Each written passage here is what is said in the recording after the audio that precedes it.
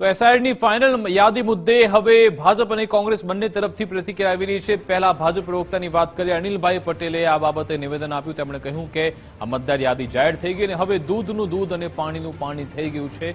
કોંગ્રેસ ચૂંટણી પંચની વિરુદ્ધ કાગારોળ કરી મૂકે છે। કોંગ્રેસે વિવાદાસ્પદ રજૂઆત કરી હતી। મતદાર યાદી શુદ્ધિકરણ પછી કેન્સલ મત ઓછા છે। કોઈના નામ રહી ગયા હોય તો પણ આવનારા દિવસોમાં ફોર્મ ભરી શકાશે।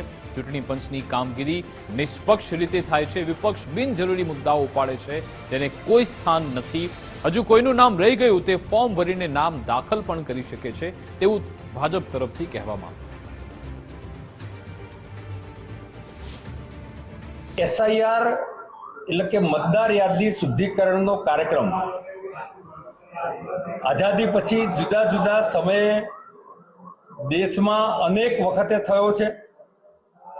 અનેક પોલિટિકલ પાર્ટીઓની એ પ્રકારની રજૂઆતો હતી કે ઘણા નામો મતદાર યાદીમાં જુદા જુદા રાજ્યમાં અથવા એક રાજ્યમાં ડુપ્લિકેશન પણ થતું હોય છે।